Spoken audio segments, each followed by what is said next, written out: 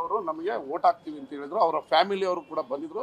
ಬೆಳಗ್ಗೆ 14ನೇ ವಾರ್ಡ್ನ ಕೌನ್ಸಿಲರ್ ಅವರ ಮಗ ನಮ್ಮಪ್ಪ ನಾಮಿನೇಷನ್ ಉಪಾಧ್ಯಕ್ಷ ಸ್ಥಾನಕ್ಕೆ ನಾಮಿನೇಷನ್ ಹಾಕಬೇಕು ಅಂತ ಇದ್ದವ್ರನ್ನ ಕಿಡ್ನಾಪ್ ಮಾಡ್ಕೊಂಡು ಹೋಗಿದ್ದಾರೆ ಯಾರೋ ಬಂದು ಅಂತ ಹೇಳಿ ಪಶ್ಚಿಮ ಠಾಣೆಯಲ್ಲೂ ಕೂಡ ಕಂಪ್ಲೇಂಟ್ ಕೊಟ್ಟಿದ್ದಾರೆ ಅವ್ರ ಮಗ. ಇವರು ಗುಂಡಾವರ್ತನೆ ಥರ ಮಾಡಿ ಮತ್ತೆ 29ನೇ ವಾರ್ಡ್ನವರ ಪತಿ ನಾಗರಾಜ್ ಅವರು ಕೂಡ ಬಂದಿಲ್ಲೇ ಕಾಯ್ತಾರೆ ನಾನು ಹೆಂಡತಿ ಹತ್ರ ಮಾತಾಡಬೇಕು ಅಂತ. ಫ್ಯಾಮಿಲಿಯವ್ರನ್ನೂ ಕೂಡ ಮಾತಾಡ್ಸಕ್ಕೆ ಬಿಡದೆ ನಮ್ಮ ಗಾಡಿಯಲ್ಲಿ ನಿಂತಿತ್ತು. ನಾವು ಕಾನೂನು ಗೌರವ ಕೊಟ್ಟು ಗೇಟ್ ಹತ್ರದಿಂದ ಇಳಿದು ಬಾಳ್ಕೊಂಡ್ಬಂದ್ವಿ. ಅವ್ರೇನು ಮಾಡಿದ್ರು? ಕೇಂದ್ರ ಮಂತ್ರಿಯವರೇ ಅವ್ರ ಗಾಡಿಯನ್ನು ಪೊಲೀಸ್ ಸೆಕ್ಯೂರಿಟಿಲಿ ಕರ್ಕೊಂಡ್ಬಂದು ಇಲ್ಲಿವರೆಗೂ ಕರ್ಕೊಂಡ್ಬಂದು ಏನು ಪಾಪ ಒಳಗಡೆನೂ ಕೂಡ ಅವರ ಮೆಂಬರ್ ಈ ಕಡೆ ತಿರ್ಗಕ್ಕೂ ಬಿಡ್ತಲ್ಲ, ಹಿಂಗೆ ಕವರ್ ಮಾಡಿಕೊಂಡು ಏನು ಫಿಲಮ್ ಸ್ಟೈಲ್ ಥರ ಕೂರಿಸ್ಕೊಂಡು ಧಮಕಿ ಹಾಕಿ ಭಯದ ವಾತಾವರಣ ಸೃಷ್ಟಿ ಮಾಡಿ ನಮ್ಮನ್ನ ಗೆಲ್ಲೋದನ್ನ ತಪ್ಪಿಸಿದ್ದಾರೆ. ನಾವು ಸೋತಿಲ್ಲ, 1 ಓಟೇ ನಮ್ಗೇನು ದೊಡ್ಡದಿರಲಿಲ್ಲ, 2 ಓಟಲ್ಲಿ ಗೆಲ್ತಿದ್ವಿ.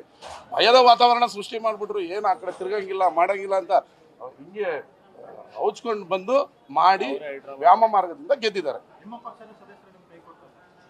ಆದ್ರೆ ಕೆಲವರು ಆಫ್ ಮೆಂಟ್ಲುಗಳಿರ್ತಾರೆ, ಅವ್ರ ಬಗ್ಗೆ ಮಾತಾಡಲ್ಲ. ಮೆಂಟ್ಲುಗಳ ಬಗ್ಗೆ ಚರ್ಚೆನೇ ಬೇಡ. ಆಫ್ ಮೆಂಟ್ಲುಗಳು ಏನೋ ಮಾತಾಡೋದು, ಆಫ್ ಮೆಂಟ್ಲುಗಳ ಬಗ್ಗೆ ಚರ್ಚೆ ಮಾಡೋದಿಲ್ಲ. ಈ ಅತೃಪ್ತ ಆತ್ಮಗಳು ಅಂತ ಕಾಣ್ತದಲ್ಲ, ಅತೃಪ್ತ ಆತ್ಮಗಳ ಬಗ್ಗೆ ಮಾತಾಡಿದ್ರೆ ನಮ್ಮ ಮೆಂಟ್ಲ್ ಆಗ್ಬಿಡ್ತೀವಿ ಅಷ್ಟೇ. 100% ಪಕ್ಷದಿಂದ ಅವ್ರನ್ನ ಉಚ್ಚಾಟನೆ ಮಾಡ್ತೀವಿ, ಡಿಸ್ಕ್ವಾಲಿಫೈಗೂ ನಾವು ಹೈಜಾಕ್ ಮಾಡಿದ್ದಾರೆ. ತಪ್ಪು ಇಲ್ಲೇ ಇದ್ದಾರೆ ನೋಡಿ. ಅವರು ನಮ್ಮ ಸರ್ಕಾರದ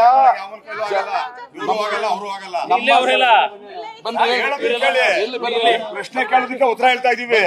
ನೀವು ಹಿಂಗನ್ಬಿಟ್ರೆ ಸರ್ ದಯವಿಟ್ಟು ಕೇಳಿ. ನಮ್ಮನ್ನ ಯಾರು ಹೈಜಾಕ್ ಮಾಡಿಲ್ಲ ಸರ್, ದಯವಿಟ್ಟು. ಓಕೆ ಸರ್, ಗುಡಿ ಸರ್ ಅವರು ನಮ್ಮನ್ನ ಮಾತಾಡ್ಬೇಡಿ ಅಂದ್ರು. ಗುಡಿ ಸರ್ ನಮ್ಮನ್ನ ಅವ್ರು ಮಾತಾಡ್ಬೇಡಿ ಅಂದ್ರು ಸರ್. ಗುಡಿ ಸರ್ ಹೇಳ್ದಲ್ಲ ಸರ್, ಇರೋದು ಹೇಳೋದಕ್ಕೆ ಇಲ್ಲಿ ಕೇಳಿ ಸರ್, ನಮ್ಮನ್ನ ಅವರೇ ಆಗ್ಲಿ ಹೈಜಾಕ್ ಮಾಡೋದಂತ ವ್ಯಕ್ತಿತ್ವ ಇಲ್ಲ.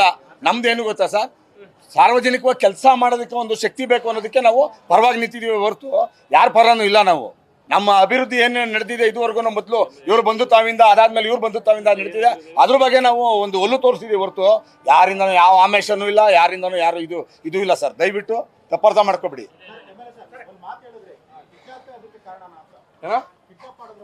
ಹೌದು, ಈಗ 14ನೇ ವಾರ್ಡ್ ಅವರು ಉಪಾಧ್ಯಕ್ಷರಿಗೆ ನಾಮಿನೇಷನ್ ಹಾಕ್ಬೇಕು ಅಂತ ಬಂದವ್ರನ್ನ ಜಬರ್ದಸ್ತಿಯಿಂದ ಎತ್ಕೊಂಡೋಗಿದೆ ಅಂತ ಅವ್ರ ಮಗ ಕಂಪ್ಲೇಂಟ್ ಕೊಟ್ಟಿದ್ದಾರೆ, ನಾವ್ಯಾರು ಕೊಟ್ಟಿಲ್ಲ.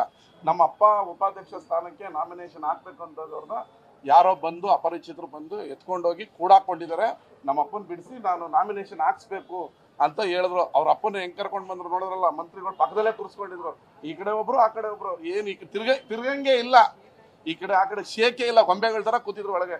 ಈ ಕಡೆ ತಿರುಗಿಬಿಟ್ರೆ ಅಲ್ಲಿ ಈ ಕಡೆ ಓಟ್ ಹಾಕ್ಬಿಡ್ತಾರೆ ಅನ್ನೋ ಭಯ. ನಾವು ಪ್ರಜಾಪ್ರಭುತ್ವದಲ್ಲಿ 9, ನಂದೊಂದು 10 ಇತ್ತು, 18 ವೋಟ್ ನಮಗೆ ಬಂದಿದೆ. ನಮ್ಮ ಜನಪ್ರಿಯತೆ ಸಿದ್ದರಾಮಯ್ಯನವರು, ಡಿ ಕೆ ಶಿವಕುಮಾರ್, ಚಲುವರಾಯ ಸ್ವಾಮಿಯವರು ಜನಪ್ರಿಯತೆಯಿಂದಾಗಿ ಇನ್ನು 8 ವೋಟ್ ಎಕ್ಸ್ಟ್ರಾ ಬಂದಿರೋದು.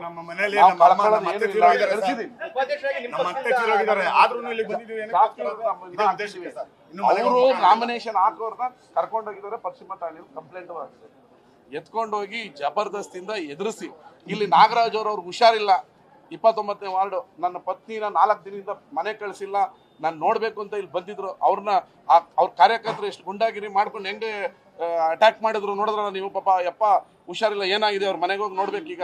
ಅವ್ರ ಹೆಂಡತಿ ಹತ್ರ ಮಾತಾಡಕ್ ಬಿಟ್ಟಿಲ್ಲ. ಹಿಂಗೆ ಫ್ಯಾಮಿಲಿಯವ್ರ ಭಯ ಯಾಕೆ? ನಮ್ಮವರೆಲ್ಲ ನೋಡಿ ಆರಾಮಾಗಿ ಇಲ್ಲಿ ಎಷ್ಟು ನಿಮಿಷ ನಿಂತಿದ್ದೀವಿ ನಿಮ್ಮ ಮುಂದೆ, ಅರ್ಧ ಗಂಟೆ ಮಾತಾಡೋದೇ ಹೈಜಾಕ್ ಮಾಡಿ ಎತ್ಕೊಂಡೋಗಿ ವೋಟ್ ಹಾಕ್ಸ್ಕೊಂಡು ಕೇಳ್ತೀವಿ. ಈಗ ಅವ್ರ ಫ್ಯಾಮಿಲಿ ಅವ್ರನ್ನ ಕೇಳ್ತೀವಿ. ಆಯ್ತಲ್ಲ, ಈಗ ಎಲೆಕ್ಷನ್ ಆಗಿದೆ, ಗೆದ್ದಿದ್ದಾರೆ, ಗೆದ್ದವ್ರಿಗೆ ಒಳ್ಳೇದಾಗ್ಲಿ, ಮಂಡ್ಯ ನಗರಸಭೆ ಅಭಿವೃದ್ಧಿ ಆಗ್ಬೇಕು, ನಾವು ಸಹಕಾರ ಕೊಡ್ತೀವಿ, ಒಳ್ಳೇದಾಗ್ಲಿ.